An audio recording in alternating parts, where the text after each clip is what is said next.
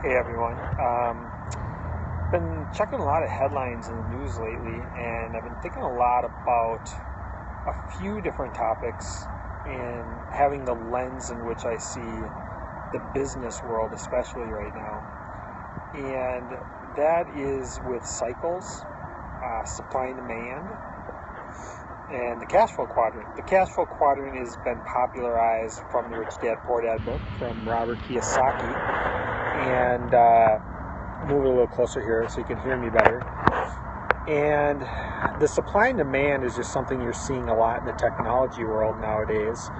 And cycles is something that I feel is related to both. And I feel like when you're controlling the supply and demand, you're controlling the cycle back and forth. As well as the cash flow quadrant is very interesting when you think of it as cycles. So I'll give you some examples. Cash flow quadrant, you can YouTube this and look it up. Robert Kiyosaki talks about it and explains it on a whiteboard. He describes it as ESBI. Payless99, good to see you. Those watching on other social platforms, we are on Periscope right now. So you've got E for employee, you got S for self-employed, you've got B for business owner, and I for investor. Some of the content, you can get some longer content from Robert Kiyosaki.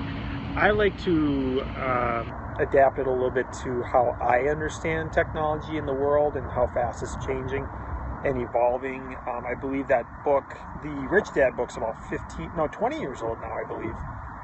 So it's been around a long time. Cash Flow Quadrant, I believe, was the follow-up book to it. So I'm going to discuss a little bit about what I feel like it means in today's world, because technology and everything has changed a lot. So E to me is the employee quadrant, and that is where you're probably living paycheck to paycheck, and you need to figure out the cash flow part of it. And you're usually pretty limited, and you're usually punching in and punching out, and you're part of a cycle. There's a little bit more of people at home nowadays which are remote, so you have a little bit more flexibility. And then usually you move up to the self-employed quadrant. This is where you want to start studying the book E-Myth by Michael Gerber as well, because a lot of people will get stuck in that point. And this is where you actually, a lot of times you're working more hours because you're wearing all the hats, and you're not necessarily fully in control of all your time. You're probably going after the leads and the people you need to keep the money coming in to be able to stay self-employed, right?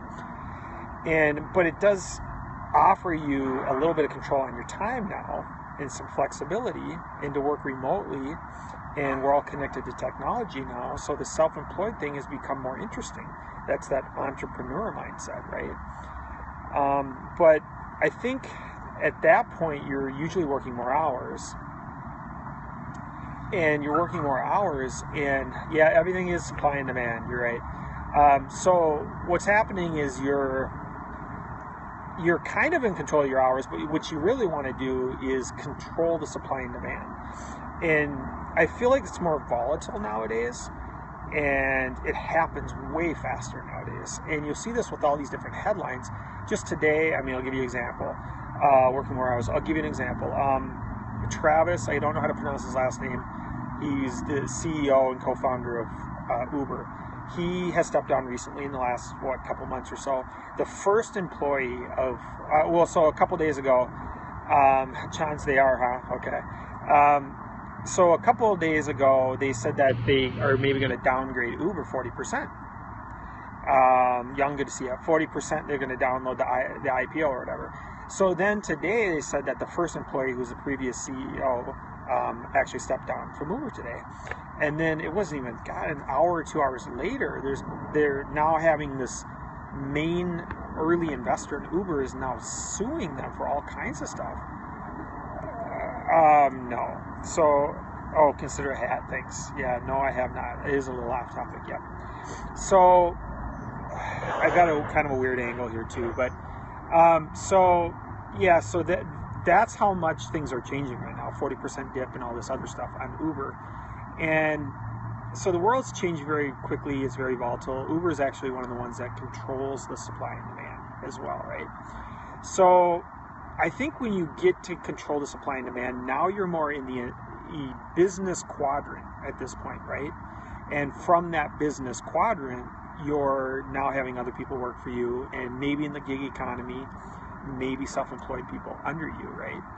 And so that's actually what becomes more interesting when you control the supply and demand. You control supply and demand of cash flow, and you're able to use data, and you're able to use technology, sometimes apps, sometimes websites, sometimes Facebook advertising, and you're able to throttle it based on cash flow. You just have a lot more control over that.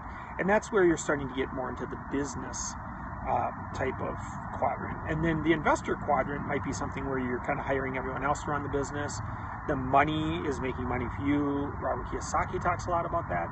And that would be more of the investor quadrant. And maybe you IPO, or maybe you become public at that point as well. So what's interesting about it also, though, is the cycles, the different cycles. Is the employee cycle, as I said, was paycheck to paycheck. Self-employed was, you're probably looking at like getting paid every couple of weeks or every month or something like that with closings and everything else. And then business quadrant, you're probably looking at needing to control lots of different cycles because you have different people getting paid on different cycles. So that is actually more complex for sure because there's a lot of different moving parts. And then the investor quadrant, when you're like a landlord, you might even wait like 2 to 5 years to fix like roofs and siding, 10 years, stuff like that. You're on like monthly cycles with your renters and stuff. You're dealing with much longer cycles when you get to that investor quadrant. We've got the stock market right now. The crash was 10 years ago. I think yesterday was one of the anniversaries. Those are longer cycles. People say every 8 to 10 years you see a huge correction. So those are much, much longer cycles. So I find that the lower ones are quicker weekly cycles you must learn to manage.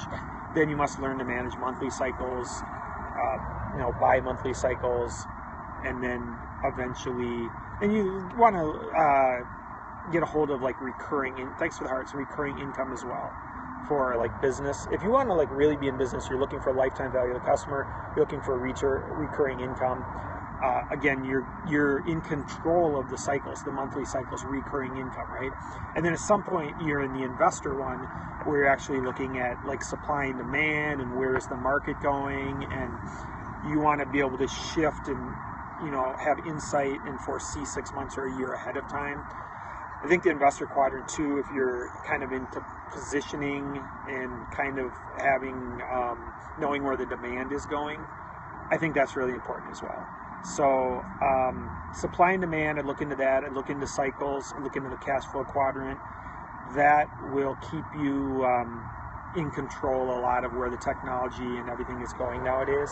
There's a lot of technology and innovative disruption.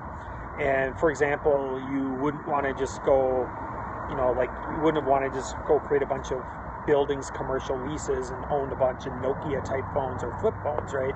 Because the world's just moving very quickly. So you got to be able to be agile. You got to be able to move fluidly with everything right now. So what I find is that is based on the technology. It's based on social networks. It's based on data. A lot of it's based on data, and you got to be able to see where everything is headed based on the data that's coming in, the headlines that are coming in, and so forth. So check out sites like cnbc.com, zerohedge.com, stuff like that, and check me out on Facebook and some of my other videos as well. Okay, you guys have a good day. Bye.